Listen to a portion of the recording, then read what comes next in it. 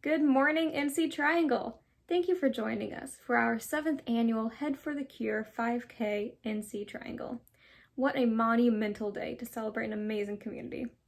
It has been my pleasure to work alongside you to make this a truly special event. We have accomplished so much through our partnership with the UNC Brain Tumor Program. Thank you to our incredible survivors, team captains, and participants. We could not have done without your help. You have raised over $20,000 to support the brain tumor community. It has been an incredible journey these past 7 years, so thank you for allowing us to be a part of your life in some way. Donations remain open today, so please consider supporting at headforthecure.org/NC-triangle. Head for the Cure exists for 3 main reasons. Number 1 is to build awareness around this disease. 2 is to raise funds for patient programs and clinical research. And 3, and one of the things that we're doing here today, is igniting hope.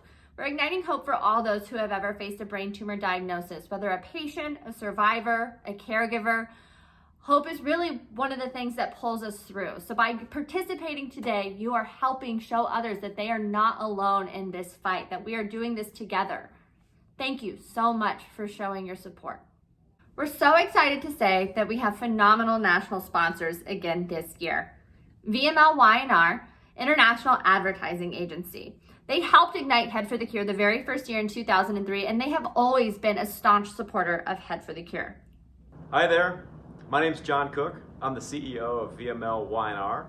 VML-Y&R is an advertising agency, and we're all over the world. We're about 13,000 people in about every place you can imagine. But we're headquartered right here in Kansas City, Missouri, and that's where we first met Head for the Cure.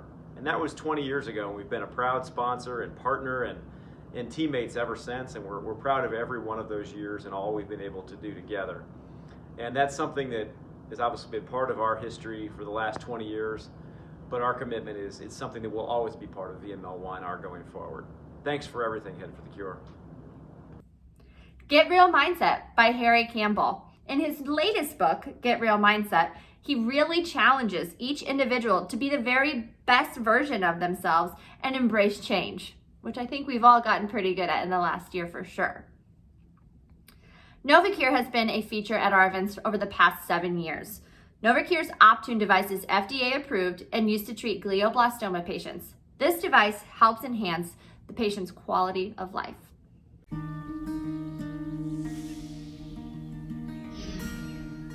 I had my daughter, and now she's 19 months, and she's a little human that we created. So we pretty much watching her grow up. Can you say hi to the phone? Hi. Here we are at our turnaround point, and you say I'm totally alone. Aha! We found him. He's a shade seeker. Sonny and daughter-in-law graduated from medical school. We didn't know that we would have the opportunity to sit there in the audience and hold hands. Well, they recited the Hippocratic Oath. So that was pretty special. I've got a daughter and I've got some grandkids and a husband, and every time we get to celebrate one of their birthdays, it's just one more time that I'm here for it. And I'm so thankful for that. Happy birthday, dear Pierre. I gave Pierre a really special 60th birthday party last year, which also happened to fall on the day of his diagnosis anniversary 1 year. There were 55 people there, and they came from all over. Friends came from Texas, from Chicago, from Oregon, from Washington, and it was really special for him because it was all his friends really celebrating his life. My wife and I were able to go to Ireland this year, and we spent 8 days there, and it was a great time. This thing called a 5-peak challenge. You basically do the 5 highest peaks in San Diego in one day. I'd been training for that before, and I kind of took a break because I obviously had surgery. And I built myself back up. I accomplished the 5-peak challenge, which was a big feat for me. Pierre is a major football fan, being from Texas. So I bought tickets to a Chiefs game at Arrowhead Stadium in Kansas City and flew us out there for a game. During the halftime, the cheerleaders came and found us and gave him a signed ball by Chris Jones. So that was really amazing. I'm an avid guitar player, so I got back into doing that, and I played a couple live gigs and just doing that with Optune on. So I wasn't going to let cancer or the thought of cancer and the diagnosis kind of take away from living my life. Each year on my craniversary, I send a note to my surgeon and to my doctor and just, tell them how appreciative I am that I'm still here to be able to send that note.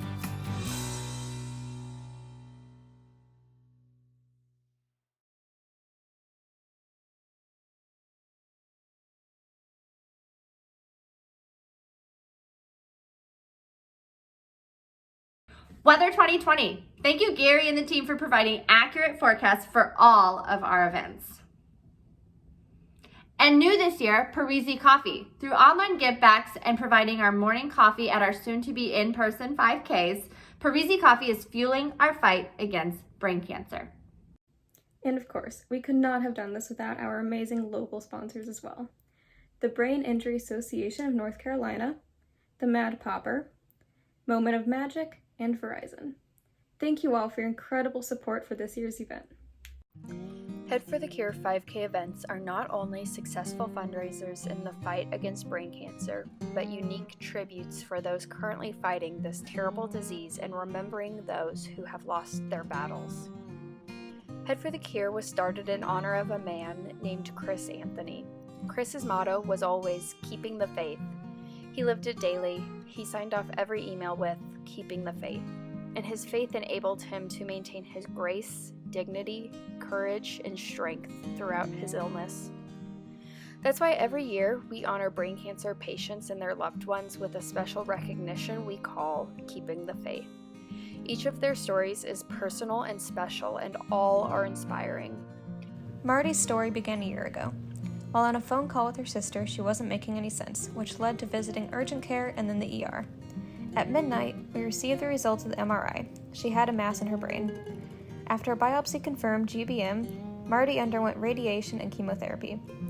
In January, she started using the Optune device, and in the picture, she carried it with her the whole 5K yesterday through her neighborhood. The Cool Breeze hat with the solar-powered panel fan keeps her Optune unit cool in the heat. Marty has been a real inspiration, battling through 2 surgeries, chemotherapy, and now carrying the Optune device wherever she goes. She continues to be positive, living her life to the fullest. Our next recipient is Wally Brown. After being diagnosed with glioblastoma in 2019, there is no question where our dad, Dr. Wally Brown, was going to receive treatment. After doing his pediatric residency at UNC Chapel Hill in the late 1960s, our dad joined a private practice in nearby Raleigh, North Carolina, before retiring after almost 28 years. Following this, Dad returned to his beloved UNC Chapel Hill, retiring from there after almost 15 years as professor of pediatrics. Upon diagnosis, it was a no-brainer as to where he would go to fight this disease. After initially being given 18 months as a survival statistic, our dad will be approaching his 2-year anniversary this October with, thankfully, still no significant signs of progression of cancer. He credits the wisdom and care of his doctors, Dr. Simon Hagi at UNC, and his primary caregiver, Dr. Ben Fisher in Raleigh, for this milestone. Dr. Hagi has informed our dad that he has gone beyond the bell curve. There is not a plethora of data to use as reference in his case. As an 80-year-old man coming up on a 2-year anniversary of such diagnosis, Dad is pretty much his own focus group at this point. He continues to stay active, whether swinging a golf club or socializing with his family and friends. A lifelong learner, 2 years ago, upon being wheeled into surgery to excise his recently discovered 7-centimeter brain tumor, Dad asked his surgeon, Dr. Brandon Burnside, if he could keep the tumor after it was removed. When Dr. Burnside hesitated, Dad's reply was, "Why? It's mine. I grew it." It is this wit and love of his craft that has enabled him to skillfully help the rest of his family and friends come to terms with this diagnosis. Ever the healer, he has focused on making sure we understand this disease and its effects from the clinical side, seamlessly navigating between healer and patient. Even while staring down this disease in the face, he has managed to remain steadfast in his care for those around him, breaking bell curves all along the way. Our next recipient is Blake Burke. We would like to tell you about our 28-year-old kid, Blake. While living and working as a residential counselor in Massachusetts, Blake had bad headaches and nausea that went undiagnosed until going to the ER for what they thought was a sinus infection. This turned out to be a massive brain tumor, and within 24 hours had major craniotomy surgery before we, family, were even able to get there. The surgeon made special arrangements for my husband and some of our other kids to get in after hours to see Blake after surgery. We arrived as Blake was being brought into the ICU. Blake was able to talk to us and feel hands and feet, and we were so elated. Little did we know, that was the only beginning of Blake's journey. After moving Blake back home with us to North Carolina and completing 6 weeks of radiation, losing all their hair, and now going on their 3rd round of chemo, Blake is the one that is the true inspiration for all of us. Blake has never lost the faith and believes in the best of all people. He has never complained, never asked, why me? They're so committed to taking care of themselves to such an extent that their nurses and oncologists are impressed. We are nominating Blake because of all the positivity that Blake inspires in us and others through keeping the faith and staying positive. Thank you for your courage and for allowing us to honor you. The Legacy of Love Award was implemented at our North Texas event in 2011 in honor of Stevie Patrick.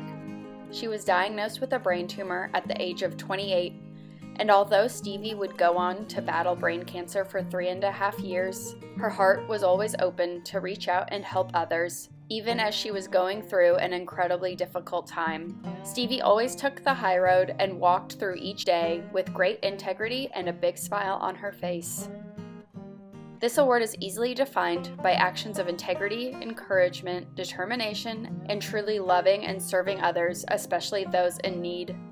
The recipient of this must have a strong desire to encourage and help others. This deserving person must be a leader each day and also have the courage to smile in the midst of adversity. We'd now like to share their story. Our Legacy of Love recipient this year is Lauren DeMars.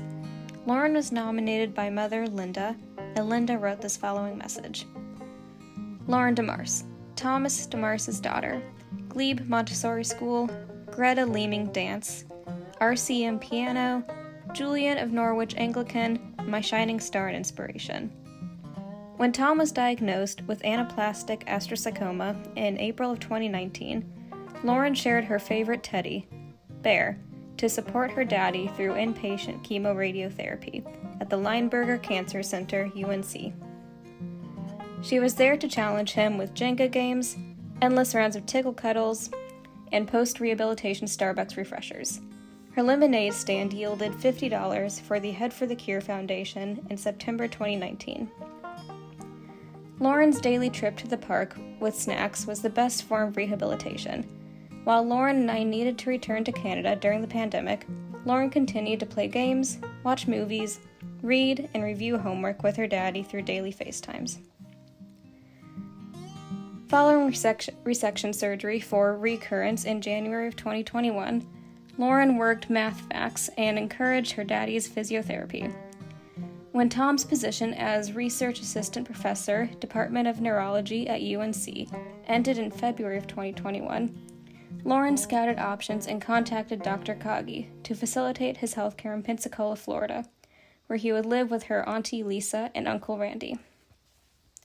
Within weeks of moving, Tom was hospitalized due to complications, and Lauren brightened his days with virtual piano and ukulele concerts.